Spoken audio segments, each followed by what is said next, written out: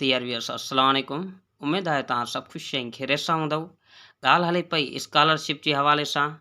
उन जे हवाले सां मां 3 वीडियो पहिरियों अपलोड करे चुको आहियां।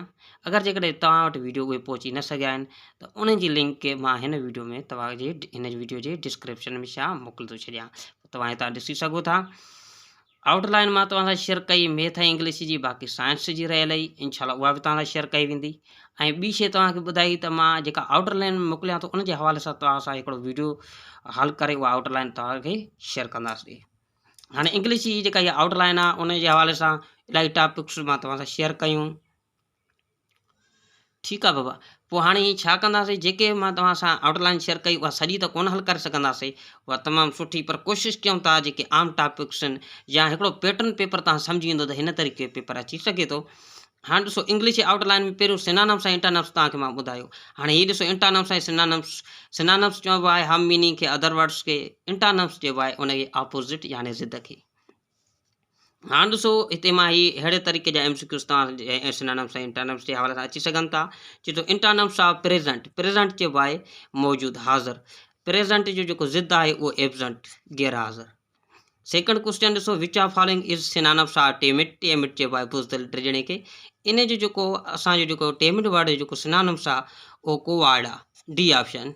ठीकु आहे। टे क्वेश्चन खे ॾिसो, choose the antonym of active. Active जो एंटोनिम्स ॾिसो, एक्टिव माना चुस्त चालाको, उन जो एंटोनिम्स जेको थींदो लेज़ी थींदो, सुस्त थींदो, सी ऑप्शन।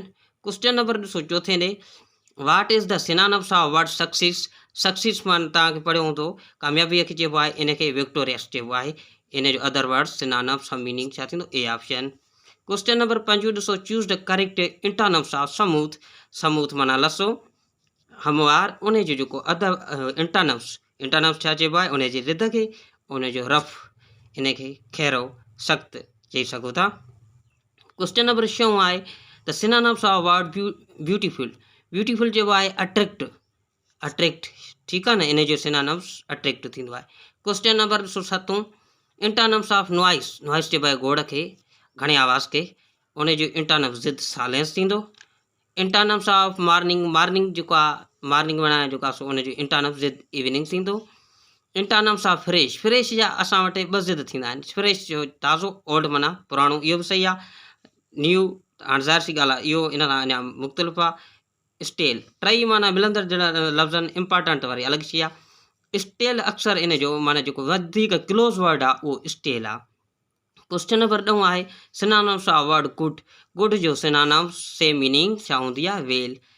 हाणे ॾिसो, सिंगुलर ऐं प्लूरल जे हवाले सां तव्हांखे मां ॿुधायो त हीअ बि अची सघनि था, हितां बि को क्वेश्चन अची थो सघे। चए थो which of following is incorrect plural. चए थो जेको जमो आहे पर सही न आहे। ॾिसंदासीं त कहिड़ा जमो सही आहिनि, कहिड़ा सही न आहिनि, माना हिकिड़ो उन्हनि मां सही न आहे। स्टोरीज़ सही आहे जमो, मैंगो सही आहे, लीफ, लीफ जो छा थींदो आहे, लीव्स थींदो आहे, लीव्स न थींदो आहे। एफ खे वी में मटाए ES लॻाईंदा आहियूं, हीअ छा आहे, ग़लति आहे। फीट बि सही आहे। ठीकु आहे। क्वेश्चन नंबर ॾिसो, हीअ हाणे थी वियो 11। 12 question, choose the correct singular of. Correct singular कहिड़ो थींदो, जीअं सीनरी आहे, ट्रैफिक आहे, वाटर आहे। हीअ वाटर जो त जमो थींदो ई कोन्हे, पर आहे इहो सिंगुलर तक़रीबन। चए थो इन्हनि मां सिंगुलर कहिड़ो आहे, तक़रीबन सभु सिंगुलर आहिनि। ऑप्शन डी खे टिक कंदासीं। प्लूरल ऑफ वर्ड पीपल। पीपल जो मां तव्हांखे ॿुधायो त जमो न थींदो आहे, छो त पीपल माना अवाम, हिकु माण्हू हूंदो त बि अवाम थी सघे थो। अवाम अक्सर कलेक्टिव नाउन खे शो कंदो आहे, माना तक़रीबन उन में माण्हू अची वेंदा आहिनि, तंहिंजे करे प्लूरल सेम ई थींदो। जेकॾहिं हिन जे बारे में कंहिं दोस्त खे ॼाण आहे त पोइ कमेंट्स में मोकिलींदा। विच of following is incorrect singular. Singular त आहे पर इनकरेक्ट आहे। सिंगुलर ॾिसो, सॉरी, करेक्ट। करेक्ट चइबो आहे सही। सही सिंगुलर कहिड़ो आहे, आर्मी आहे, फर्नीचर आहे, ॿई सही। सी ऑप्शन खे टिक कंदासीं। चए थो बोथ A and B, छो त जॾहिं में ॿई सही हूंदा त सी में तव्हांखे या डी में बोथ ऑप्शन मिलियल हूंदो, उन में मेंशन कंदो त A ऐं B ॿई सही, उनखे टिक कंदो। क्वेश्चन नंबर 15 आहे विच ऑफ फॉलोइंग नाउन। ॾिस, which of following noun is plural form as well as singular. छो त हिकिड़ो अहिड़ो नाउन आहे जेको हेठनि मां कहिड़ा सिंगुलर ऐं प्लूरल आहिनि। ॾिसो, दर्जन सिंगुलर में इस्तेमालु थींदो आहे, हिकु शइ खे जेकॾहिं वधीक हूंदो त बि। सीरीज़ आहे, शीप्स आहे, माना सभई जेके वर्ड्स आहिनि सिंगुलर बि सेम हूंदो आहे ऐं जमो बि उनजो साॻियो हूंदो आहे। ठीकु आहे, इन सभिनी में छो शीप माना रिड हिक खे बि चवंदा आहियूं, जमो बि शीप ई थींदो आहे, शीप्स न थींदो आहे। इहो मां इंग्लिश में तव्हां सां पोइ हिते हिकिड़ो इंग्लिश जो वीडियो आहे, उन में मां हिन जे हवाले सां डिस्कस करे चुको आहियां। डी ऑप्शन ऑल सही आहे। छो त विच of following is incorrect singular. Incorrect singular हिते लफ़्ज़ करेक्ट अचणु खपे हा। सिंगुलर करेक्ट कहिड़ो आहे? ॾिसो हिते करेक्ट जो तक़रीबन ही ऑक्स बि सिंगुलर आहे, राइस बि सिंगुलर, राइस प्लूरल ऐं सिंगुलर कोन ॻाल्हाईंदी आहे। मेन बि छा आहे सिंगुलर आहे, कार्गो बि सिंगुलर आहे, सभु सिंगुलर आहिनि। हाणे हिते राइस खे कटे करे कार्गो था आणो, छो त थोरो प्रिंट जी मिस्टेक आहे। कार्गो ऐं डी ऑप्शन में आल माना हाणे इनकरेक्ट लफ़्ज़ न हूंदो, हिते छा हूंदो करेक्ट। छो त विच ऑफ फॉलोइंग करेक्ट सिंगुलर, सही सिंगुलर कहिड़ा आहिनि?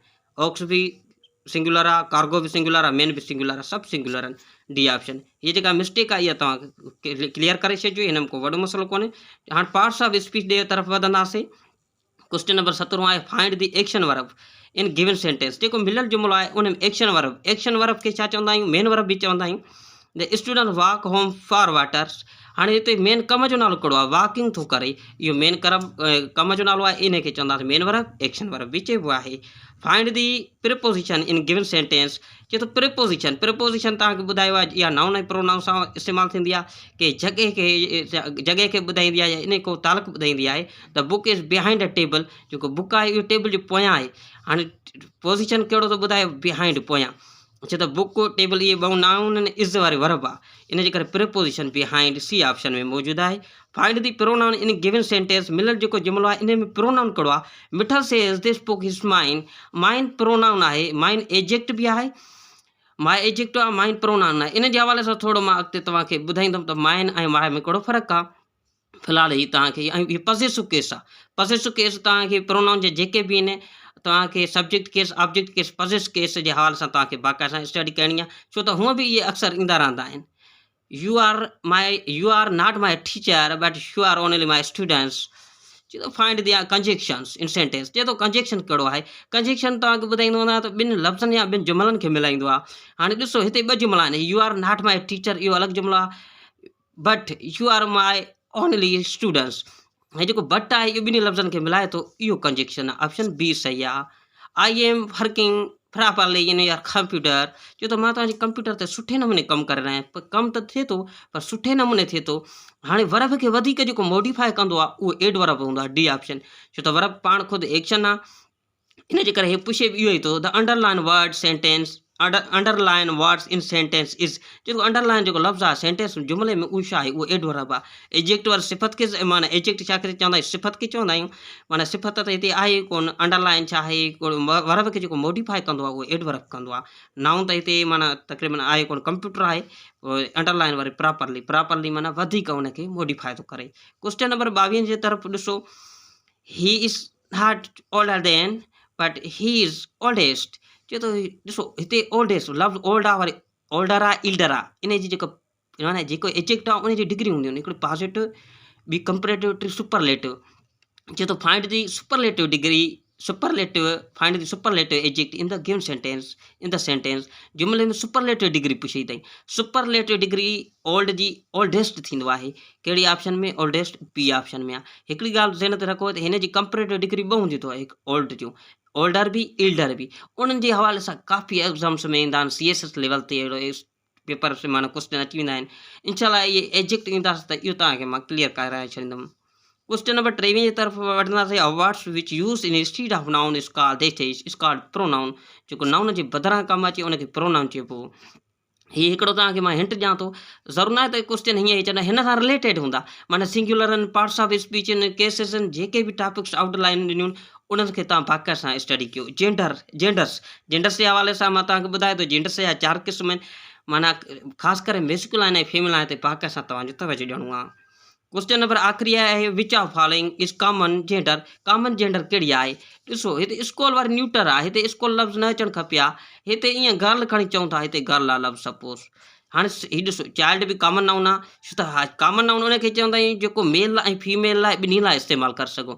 ॿार ॾिसो, ॿार मेल बि थी सघे थो, छोकिरी हूंदी तव्हांजी क्लास में उनखे बि छा चाइल्ड माना ॿार चई था सघो, छोकिरो हूंदो उनखे बि चाइल्ड चई था सघो, स्टूडेंट बि ॿिन्ही खे चई था सघूं। गर्ल ॾिसो छोकिरी तव्हांजी किथे बि हूंदी उहा कॉमन नाउन आहे, गर्ल उन लाइ इस्तेमालु थींदो, चाहे छोकिरी ॻोठ जी हूंदी, स्कूल जी हूंदी, चाहे हिते हूंदी, किथे बि हूंदी, उन लाइ गर्ल इस्तेमालु सभिनी छोकिरनि लाइ इस्तेमालु थींदो। तंहिंजे करे हीअ बि कॉमन आहे, हीअ बि कॉमन आहे।